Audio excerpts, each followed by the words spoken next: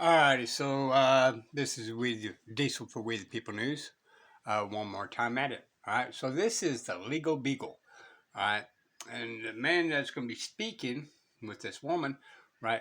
The man has been fighting court cases and have firsthand knowledge of what the corruption is inside of it. Okay, that being said, I'm not an attorney. I'm not giving legal advice. Okay, this is educational purposes only.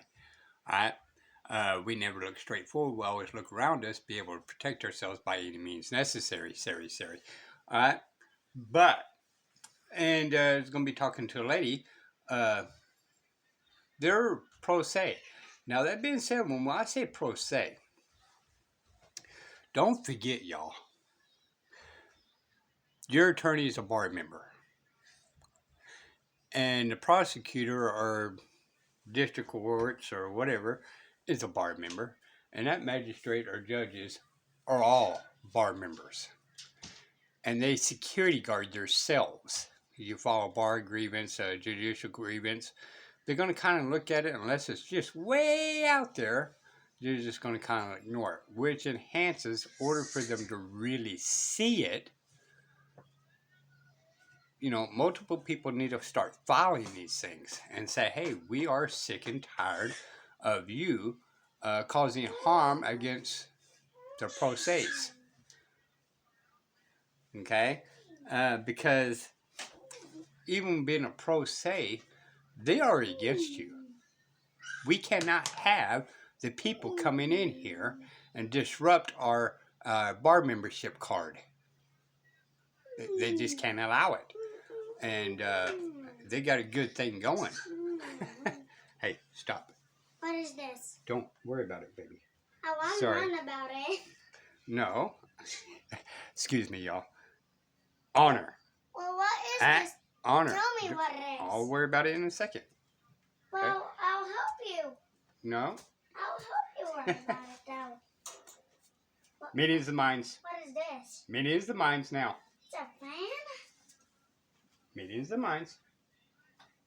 Get back in order when I say no. That's no. Bye. Bye. And never come into the room or else you'll be in giant attacks. I'll agree to your terms. Go in there. Okay. And don't you come in there. Okay. Because I promise you that there's going to be some serious damage on you. Make sure there's going to be attacks on your defensive attacks if you go out there. Are you saying you're going to cause me harm? Well, there's gonna be an army of zombies spawning out there if you come out there. Okay. So I got to protect myself from the army of zombies? Yeah. Make sure to get your weapons before you come fight those things. Okay. Because they're actually going to be mutant zombies. Alright. So you might want to get all your armor. Alrighty. Make sure to get your weapons too. Okay. I love you. Love you too. Right when you're ready to... Whoa. Right? You guys couldn't have put the fence right there so that it wouldn't be so difficult for me to get out. Well, I'm trying to protect myself. You said there's zombies are coming. Well, that means you'll have... Well, the only way to keep yourself safe is by killing those zombies. Okay. The mutant zombies. Well, I appreciate the heads up. So go get your weapons and your armor on. Okay. All right. And when you're ready to come fight the zombies, then I'll let you out. Okay. Okay. Thank you. You're welcome. I said a zombie spawner in the room. Okay. So if you even take one step right here, then the zombies will spawn. Okay. I'll watch out. So, where's your armor and weapons? Right now, I'm busy right now. Let me finish up what I'm doing, okay? Okay, then you can come fight the zombies after you get all your stuff. Okay. And your armor and your weapons. All right. Even your pickaxe in case you need to escape. Well, I may have extensions of mine, and maybe we'll fight them together with you. Okay. All right. Then I'll go get my diamond armor. Okay. And my diamond gear. All righty. Well, go over there and study on how to beat the zombies. Well, first so that way you'd be ready. Well, first I have to go get my armor and my weapons. Okay. You too. And I know you have netherite armor. All right. So go get that. Okay. Thank you. Right. Give me some conversation so that I can get all my armor on. All right. Well, let me finish what I'm doing first. Okay. Thank you. Sorry, y'all. I'm raising my blind grandbaby and all that. So, anyway, lots of fun. Back to where we was at. Always remember, think outside the box, right? And pro se, people, again, we're going back into, you already being disliked by disrupting their organization. You know, their biggest thing is, hey, come and get me. You can't make legal determination. They tell everybody, you know, I cannot make legal determination. You go to your legislature and you ask them a legal question. After all, they're the ones making the law, right? But they can't give me legal determination? Okay. Are you a bar member? Well, no. Then how does that bar member contract apply to you to tell me that you cannot give me legal advice? Anyway, let's go. Put that sack back in. Put the sack. Oh, and by the way, this lady right here, she's not filing claims and all that. She's a petitioner. So she's just asking questions of how did you get this authority to tell her what to do or what not to do in a courtroom? And they just keep evading it, all right? They've been absolute vague and ambiguous, absolutely. And she's asking the courts. But the courts have attorney to protect the magistrate or judges. Can't make this crap up, y'all. You really can't. So attorney comes in and says, oh, I speak on the behalf of the judge and behalf of the magistrates. And then I'm going to throw them all kinds of mud on the pro se's and hope something sticks, which is a shotgun, right? They're throwing things in there outside the four corners. And if you don't know what you're doing, you don't read these case laws, which is what they're hoping you won't do. And the judge is not going to read it, which I think is a violation, right? He's supposed to be bipartisan. And he needs to clearly read some of these things and quit going by hearsay by the attorneys. And never mind. Let's go. Back in. That's what I constantly had to do every time I wrote something. I had to put the facts back in that were ignored. And he even claimed that I said that the lawyers and police officers were recording. And I never said that. That was not in my petition. So right there, people. All right. They do this thing. And if you don't read this, they actually put words into your mouth. What? Cop-splaining. Okay?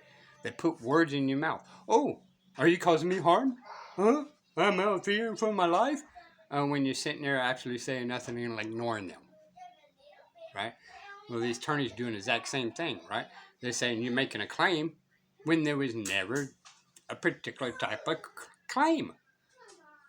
Just to make their self look good on paper, so you have to rebut or deny the claim. Just straighten that out. Oh, that's a standard operating procedure for the lawyers. They ignore the relevant facts and they add in non-facts and hearsay. So I did put in here the respondent who oversees judges would do well to remember the petitioner is one of the sovereign people of Pennsylvania, having substantive, inherent, indefeasible, and inalienable rights, not statutory rights, granted by the legislature. And I quote, Now, that being said, they dirtied up this sovereign word, right? So even in my documents, I say, since I'm a man, one of the people. Okay, so I kind of just stay away from the sovereign thing, even though it's in our Constitution and all that. Now, in my state Constitution, it says free man. Okay, so I may even go with free man in my documents, but definitely man, one of the people. Did this Brown versus Commonwealth, which was an is that an appellate case? Well, no, it's a Pennsylvania Supreme Court case, which upheld the Alphonse showed us this, and it upholds the Declaration of Independence and the Pennsylvania Constitution, Declaration of Rights. And I just learned the other day that this was written by one justice who was the only dissenting opinion in that case. Did you see that? Someone posted it was just one judge's dissenting opinion from this case, not all the other justices' opinion. Well, yeah. So typically, the majority make the opinion, and then if someone wants to, if someone thinks of points of law that may come up in future cases, they write a dissenting opinion, for reference, and either one is valid. Obviously the main opinion is a little more valid than this, but it's certainly if you were searching to overturn something, you would use those concurring opinions to do that. Okay. Yeah, because I was a little bit taken back, like, oh, you mean, so the case doesn't support this, only one justice supported it, but you're saying it has still merit. It still has merit. Right. One dissension. Right, and you could use his argument there, as basis for bolstering why you think it's unfair as well, right? Yeah. Okay. All right. Now, of course, I don't think I'm going to put in this type of thing, sovereign people of Pennsylvania, again, because it's being weaponized. That term is being weaponized. So. That it is. Yeah. Even though it's the very definition of what the people are. Yeah. So, what are you going to do?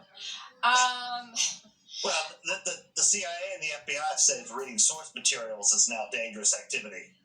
Okay. So case law and American jurisprudence and things of this nature would all be, no topics in reading for the American public. So by our putting this stuff on Telegram groups, it's almost like we're the founding fathers going up against King George. And we could be putting our lives on the line.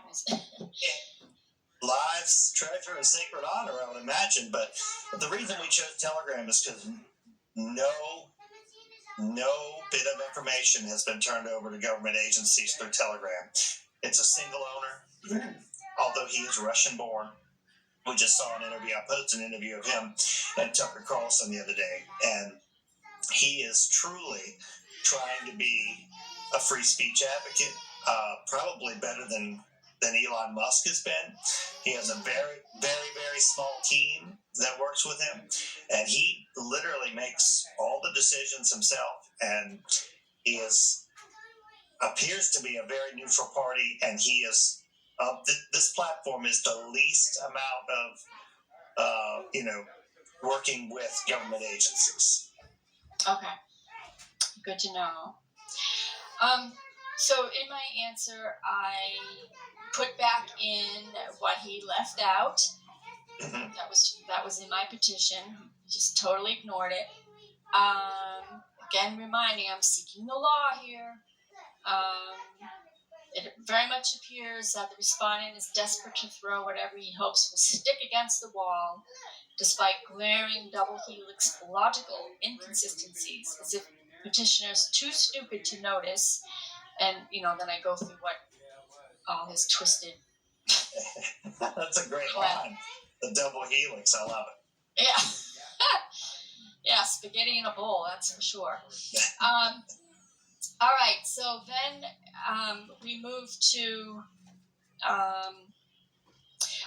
so he turns out the one thing about his, that he's right about in his preliminary objections is that, assuming I'm interpreting correctly, because this is a judicial rule, not a statute, that the Commonwealth Court does not have jurisdiction. So all's well that ends well, right? It's even though I should have gone to the Pennsylvania Supreme Court first, it's all progressing just fine. Now, that being said, y'all, you check with your own states, but the state of Texas as well. They kind of got the overlook of their lower courts is the same. Now you get into federal court, like the Fifth Circuit and all that kind of stuff. Yeah, it may be a different deal. But Texas courts of appeals, they have the kind of the umbrella authority, allegedly, to direct and all that, which enhances my previous videos a while back, right? All judges are getting, all the judges of appeals are getting in the process of being sued under gang activity due to ignoring Texas law of criminal codes of procedure. Okay? And they gave directives to one of the state colleges here how to teach the prosecutors and lawyers and all that how to violate the due process, which now every single cop, every single prosecutor, and every single magistrate, and every single underneath judges or breaking state law here in Texas. Enhances the reason why there's a 99% conviction rate. So I'm going to leave it at that. This has been long enough. Diesel with People News. Bye, y'all. Oh, this was Legal Beagle, so check out the rest of this thing, okay? All right. Bye, y'all.